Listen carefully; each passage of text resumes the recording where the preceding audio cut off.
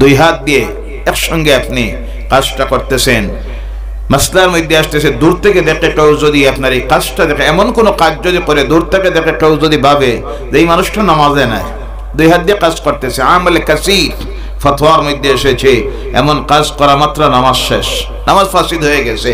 আপনি বাকি যা নামাজ পড়তেছেন নামাজ আপনার শুদ্ধ হচ্ছে না। এমন ভাবে প্যান্ট পরিধান করে যে প্যান্টে সিজদার মধ্যে যখন যায় সিজদা সুন্দর মতে সুন্নতি তরিকায় আদায় করতে পারে না, প্যান্ট তার বাধা দেয়।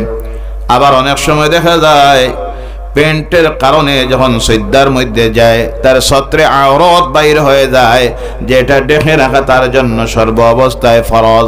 একজন পুরুষের জন্য নাভির উপর থেকে শুরু করে হাঁটুর নিচ পর্যন্ত সর্ব অবস্থায় দেখে রাখা হলো ফরজ। এবার নামাজের মধ্যেও ফরজ, নামাজের বাহিরেও ফরজ। নামাজের মধ্যে যখন সিজদায় গেল অথবা রুকুতে গেল, যাওয়ার পরে পিছনের দিকে যখন দেখা যায় যে জায়গাটা দেখে রাখা ফরজ ছিল সেই জায়গাটা বাইর হয়ে গেছে পিছনের দিকে, সঙ্গে সঙ্গে নামাজ নষ্ট হয়ে গেল, নামাজ নষ্ট হয়ে যায়। আল্লাহ রসুলের সুন্নতের উপর আমল করবেন বেশি বেশি করে, যত বেশি করে আমল করবেন ততই রসুলের সঙ্গে মহব্বত বাড়বে। আর আমার রসুলের সঙ্গে যদি মহব্বত হয়ে যায় আমার রসুলের সঙ্গে আল্লাহর জান্নাতে চলে যাবেন। বলেন সুবহানাল্লাহ। আওয়াজ করে বলেন এই টুপি মাথায় দেওয়া কার সুন্নত? জোরে বলেন কার? দাড়ি রাখা কার সুন্নত? জোরে বলেন কার? গায়ে নাম্বা জামা পাঞ্জাবি পরিধান করা কার সুন্নত? আমার রসুলের সুন্নত। লুঙ্গি পরিধান করা কার সুন্নত? আমার রসুলের সুন্নত। মিসওয়াক করা আমার রসুলের সুন্নত। মুখ ছোট করে রাখা আমার রসুলের সুন্নত। সুগন্ধি ব্যবহার করা রসুলের সুন্নত। এইভাবে যতটি রসুলের সুন্নত আছে তারপর আমল করবেন, আমল করবেন। আমার রসুল বলছেন মান আহাব্বা সুন্নতি ফাকাদ আহাব্বানি ওয়া মান আহাব্বানি কানা মাইয়া ফিল জান্নাহ। যেই ব্যক্তি আমাকে ভালোবাসলো সে আমার সুন্নতের উপর আমল করলো, আর যে আমার সুন্নতের উপর আমল করবে তারাই আমার সঙ্গে আল্লাহর জান্নাতে চলে যাবে। সুবহানাল্লাহ। আমরা আল্লাহ রাসূলের সঙ্গে জান্নাতে যাইতে চাই কি চাই না? আওয়াজ করে বলেন চাই কি চাই না? তাহলে মাথায় টুপি দেওয়া লাগবে না? শুধু মসজিদে গেলে নয়, শুধু ওয়াজে গেলে নয়, সর্ব অবস্থায় এই মাথায় টুপি দেওয়ার আমল তৈরি করুন। আল্লাহ দেওয়ার আমল করার তৌফিক যেন দেয়। সকলে বলেন আল্লাহুম্মা আমিন। আর জোরে বলুন আল্লাহুম্মা আমিন। ও আমার ভাইয়েরা মুসলমানেরা, আল্লাহ রাব্বুল আলামিন তার কালাম কোরআনুল কারীম থেকে একটা আয়াতে কারীমা আপনাদের সামনে তেলাওয়াত করেছি। আল্লাহ পাক বলছেন বিসমিল্লাহির রহমানির রহিম। আগে বলেছিলাম যখন আল্লাহর কালাম থেকে তিলাওয়াত করব, যে আয়াত তিলাওয়াত জানা আছে আপনারা সঙ্গে তিলাওয়াত করবেন। রাজি আছেন তো? কিন্তু এইমাত্র পড়লাম বিসমিল্লাহির রহমানির রহিম, একজনও তিলাওয়াত করলেন না। তার কারণ তিলাওয়াতের অভ্যাস নাই, তিলাওয়াতের অভ্যাস নাই। অভ্যাস হয়ে গেছে গান শোনার, ফেসবুক দেখার, ইউটিউবে নাটক সিনেমা দেখার। 24 ঘন্টা এক কাজে ব্যস্ত। একদিন বাকি থাকতে এর আগে রিচার্জ করে, আসে না? নাই জি। কারণ চিন্তা করে একদিন যদি মাঝে যায় দম বন্ধ হয়ে যাইব। কোনটা? এক একটা পরিবারে মোবাইল আছে 5টা। কয়টা? কথা বলবেন। 5টা পরিবারের মেম্বার 5 জন, মোবাইল কয়টা? 5টা। আলহামদুলিল্লাহ বলবো না নাউযুবিল্লাহ। অনেক পুরুষ আছে তার থাকুক না থাকুক বউর কিন্তু আছে 16 ইঞ্চি 5G একটা। নাউযুবিল্লাহ নাই? এমন হইছে মা বোনদের দেখবেন রাস্তায় হাঁটে হাতে মোবাইল আছে, বাজারে হাতে মোবাইল, যেখানে যায় হাতে মোবাইল। এত নির্লজ্জ বেহায়া কিছু মহিলা হয়েছে। গাড়িতে দেখবেন অনেক অপরিচিত পরপুরুষ সামনে মোবাইল রিসিভ করে কথা বলতেছে। ওই মহিলার গলার আওয়াজ অন্য কেউ শোনা জায়েজ না না জায়েজ? হালাল না হারাম? জোরে বলবেন হালাল না হারাম? অফিসে গিয়েছেন আপনি, ডাক্তারের কাছে গিয়েছেন, ভালো কথা, হিজাব নিকাবের মাধ্যমে, ওখানে মোবাইল রিসিভ করা তোমার জন্য হারাম। সেখানে অগণিত পুরুষেরা বসে আছেন। আপনি যখন রিসিভ করবেন, কথা বলবেন, তাদের আপনার গলার আওয়াজ তারা শুনবে। গুনাহ কাবীরা, কি গুনাহ? গুনাহ কাবীরা। এই রিসার্চ করে এক এক মাসে রিসার্চ করতে গিয়ে 1.5 থেকে 200-250 টাকা লাগে। কথা ঠিক কিনা? 300 টাকা। আচ্ছা, আলহামদুলিল্লাহ না নাউজুবিল্লাহ, কোনটা হইতো? জি, দেশ উন্নত হইতেছে। কি হইতেছে? দেশ উন্নত হচ্ছে, দেশ উন্নয়নের চূড়ান্ত শিখরে গিয়ে পৌঁছে যাইতেছে। বেশি দিন বাকি নাই, বিশ্ব সেরা দেশ হয়ে যাবে ভারত। জি, কোন দিক দিয়ে যে সেরা হবে এটা কিন্তু বলতে যাচ্ছি না। কোন দিক দিয়ে সেরা হবে এটা জনগণ বুঝতেছে। আজকে 99 টাকার রিচার্জ চলে গেছে 300 টাকায়। কত টাকায়? 300 টাকায়। 450 টাকার গ্যাস সিলিন্ডার 1150 টাকা। জি, ইলেকট্রিক বিল মাসে আসতো 150-200 টাকা, এখন পৌঁছে গেছে 500 টাকায়। উন্নতি হইতে আছে। কি হইতে আছে? উন্নতি হইতেছে, পরিবর্তন আসতেছে। আচ্ছা, যাই হোক, এটা আলাদা কথা। কিন্তু যে ভদ্রলোক দেখবেন অনেক আছে, দিন থেকে ইসলাম থেকে কতটুক দূরে সরে যাইতেছে মানুষ, আল্লাহ থেকে গাফেল কেমন হতেছে অনেক আছে। আমার মসজিদের মুয়াজ্জিন সাহেব এসে গতকাল সকালবেলা এসে হিসাব দেয় আমার কাছে, কেশিয়ার হিসাবে। বলল, হুজুর, অমুকের বাড়ির 5 মাসের বাকি, অমুকের বাড়ির 1 বছরের ইমাম সাহেবের বেতন বাকি, মুঠির চাউলের পয়সা বাকি। আমি বললাম তাদেরকে গিয়ে জিজ্ঞাসা করতে, তাদের বাড়িতে মোবাইল আছে কয়টা? বলে, এটা তো স্বাভাবিক, মানুষ একজন মোবাইল, এটা 5টা মোবাইল। রিচার্জ করে 200 টাকা দিয়ে মাসে 1000। কয় হাজার?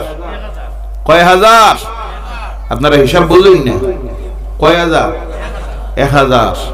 মসজিদের ইমাম সাহেবের বেতন 100। আপনাদের এদিকে 100 টাকা মুঠির পয়সা। আমাদের এদিকে মুঠি সহ মাসিক ইমামদের বেতন কমপক্ষে পরিবার থেকে দিতে হয় 300 টাকা, 400 টাকা। কারণ একজন ইমামের বেতন আলহামদুলিল্লাহ এখন 8000, 9000, 10000-এর নিচে নাই। বলুন আলহামদুলিল্লাহ। আর অনেক জায়গা আছে যেখানে এখনো ইমামের বেতন 3000, 3500। নাউজুবিল্লাহ নাই? নাউজুবিল্লাহ, জোরে বলেন নাউজুবিল্লাহি মিন যালিক। তো 100 টাকা, 150 টাকা ইমামের বেতন, মুঠির চাউল, যেটা তোমার উপরে ফরজ, তোমার উপরে ফরজ। মহল্লাবাসী হিসাবে এই মসজিদের দায়িত্ব তোমার উপরে। ইমামের বেতন, প্রয়োজনীয় যা কিছু আছে সব সালাইয়া নেওয়া গোটা মহল্লাবাসীর উপরে ফরজ। সেই ফরজের গুরুত্ব বুঝতে পারতেছে না। ফরজের গুরুত্বকে ছেড়ে দিয়া হারাম যেটা, তাকে গুরুত্ব দিতেছে আজকে সমাজের জাতির মানুষেরা।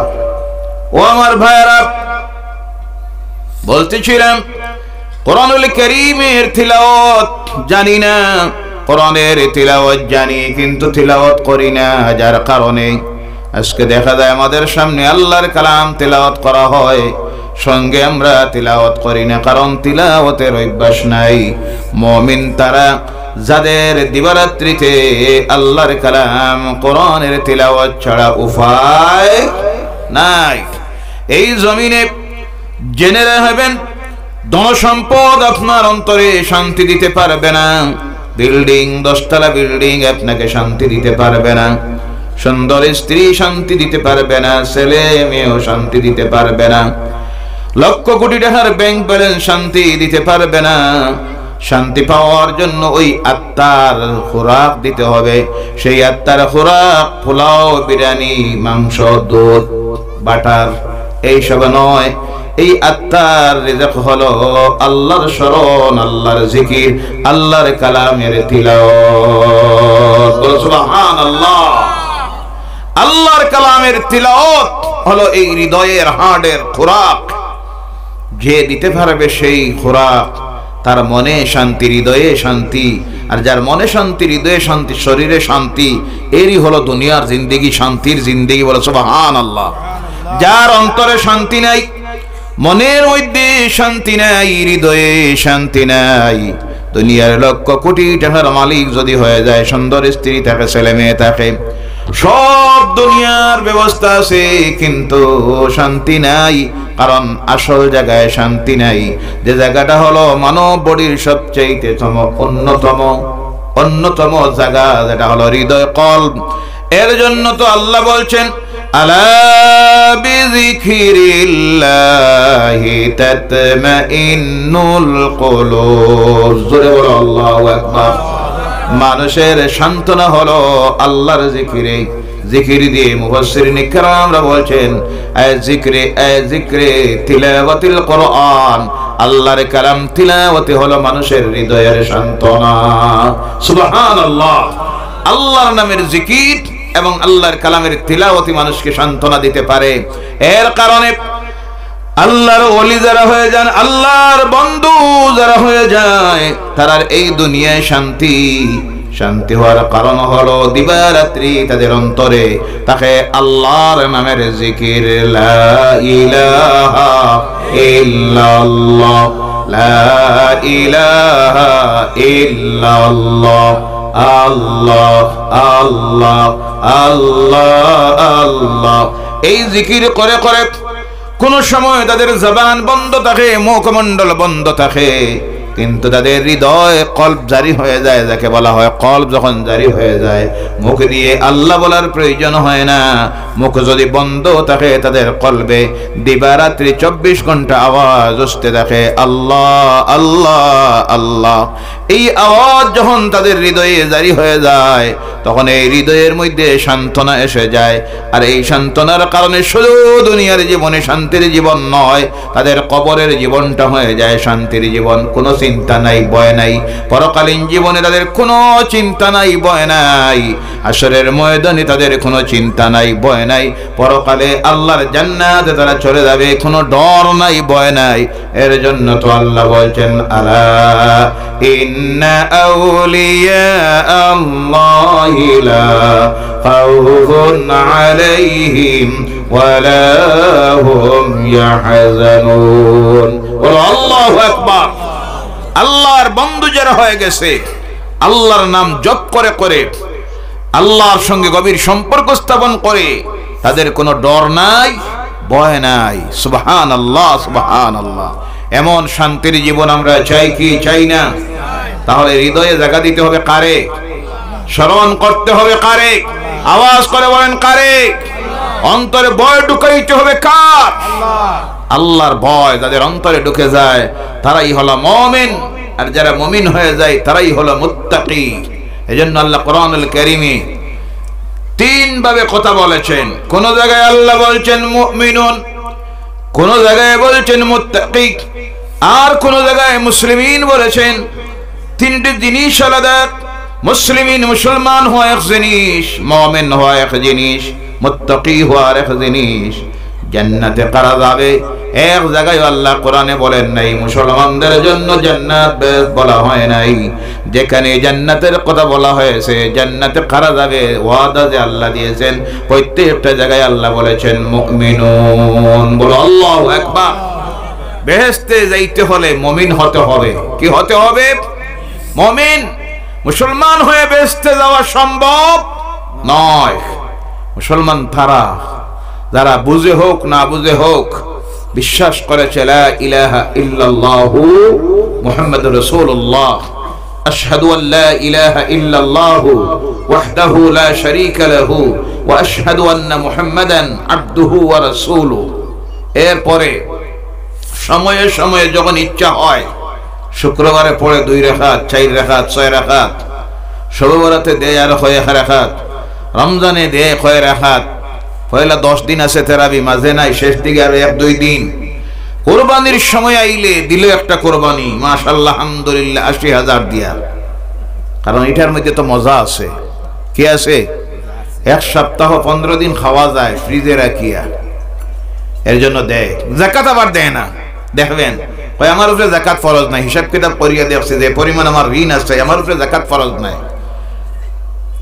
ও আমার ভাইয়েরা মুসলমানেরা, একজন মুসলমানের উপরে বর্তমান সময়ে যাকাত ফরজ হতে গিয়ে বেশি থেকে বেশি দেখা গিয়েছে 37 থেকে 38,000 টাকার যদি মালিক হয়, সারা বছরের প্রয়োজন মিটাইয়া গিয়া যদি দেখা যায় ব্যাংকে জমা আছে অথবা ব্যবসার মধ্যে আছে, অথবা দোকানদার দোকানে এই টাকার পরিমাণের মাল আছে, সেই ব্যক্তির উপরে যাকাত দেওয়া ফরজ। যাকাত দেওয়া, কথা বোঝা গেছে?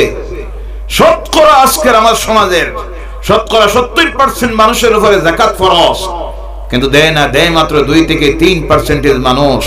যার উপরে যাকাত ফরজ সে যাকাত না দিয়া যখন তার মালটা ভোগ করে, তখন ওই মালটা তার জন্য হারাম হয়ে যায়। কারণ ওই যে যেটা দিল না, এটা তো এতিমের হক, মিসকিনের হক, ফকিরের হক, গরিবের হক। তার হকটা না দিয়ে আপনার মালের সঙ্গে মিলাইয়া রাখলেন, সঙ্গে সঙ্গে গোটা মাল হারাম হয়ে গেল। যা খাইতেছেন হারাম, আর হারাম যখন খায় দিল মুর্দা হয়ে যায়। এর কারণে ভালো কাজের দিকে এখন আমাদের মন যাইতে চায়। মোবাইল রিচার্জ করতে পারে 1000 টাকা দিয়া, মসজিদের ইমামের বেতন মুটির চাউল দিতে পারে না। কারণ এটা হইল ভালো কাজ, আর এটা হইল খারাপ কাজ। কোন কাজ? খারাপ কাজের দিকে মন যায়, ভালো কাজের দিকে মন যায় না। তার কারণ হলো দিল মুর্দা হয়ে গেছে। দিল যখন মুর্দা হয়ে যায়, তখন এই মন ভালো কাজের দিকে যায় না, তখন যায় খারাপ কাজের দিকে, মদের দিকে, চুরির দিকে, এই ঠেলাঠেলির দিকে, মিথ্যা মামলায়, পরনিন্দায়, চুগলখড়িতে, এই সব যত আজে বাজে কাজ আজকে যে আমার সমাজে ঢুকেছে, তার ঢুকার 1 নম্বরের কারণ হলো এই সমাজের মানুষের দিল মুর্দা হয়ে গেছে হারাম বক্ষণ করার কারণে। ও আমার ভাইয়েরা, বলতেছিলাম জান্নাতে যদি যাইতে হয় মুমিন হতে হবে। মুমিন তারা যাদের অন্তরে আছে আল্লাহর ভয়। কার ভয়? এই আল্লাহর ভয় মানুষের ভিতরে ঢুকাইয়া দে আল্লাহর জিকির, আল্লাহর স্মরণ, আল্লাহর কালাম কোরআনুল কারীম। আজকে কিন্তু এই কোরআনের তিলাওয়াত জানি না। এই মাত্র আমি তিলাওয়াত করলাম যে আয়াতটাকে কোরআনুল কারীমের, সেই আয়াত তিলাওয়াত করা মাত্র আপনার আমার আমলনামায় আল্লাহ লিখে দেয় 190টা নেকি। সুবহানাল্লাহ। কতটা? এক অক্ষর পড়লে কত নেকি? এই ওয়াজ কোনদিন শুনছেন না আপনারা? কোরআনের এক অক্ষর পড়লে কত নেকি? অবস্থাটা দেখছেন? একজনেরও জানা নাই। আহারে, হায় রে মুসলমান, কোরআন সম্পর্কে এই হলো আমাদের অবস্থা, এই হলো জ্ঞান। যদি একটা সমাজের, একটা জাতির কোরআন সম্পর্কে এই হয় জ্ঞান, এই যদি হয় অবস্থা, সে সমাজের মধ্যে আল্লাহর নাফরমানি থাকা স্বাভাবিক না অস্বাভাবিক? সেই সমাজে বেনমাজি থাকা স্বাভাবিক না অস্বাভাবিক? স্বাভাবিক। জ্ঞানের অভাব, জ্ঞানের অভাব হওয়ার কারণে গোটা জাতি ধ্বংসের দিকে চলে যাইতেছে।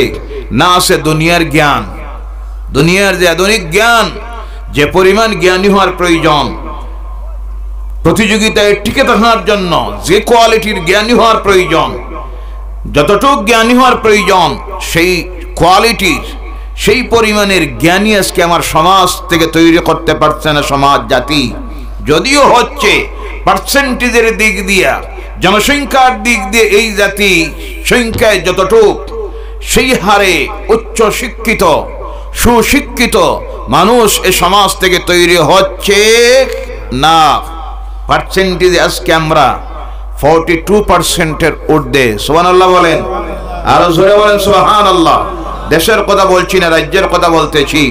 সেখানে আজকে 42% আমার সমাজ থেকে ডাক্তার তৈরি হওয়ার কথা ছিল, ইঞ্জিনিয়ার তৈরি হওয়ার কথা ছিল, রাজনীতিবিদ তৈরি হওয়ার কথা ছিল, বৈজ্ঞানিক।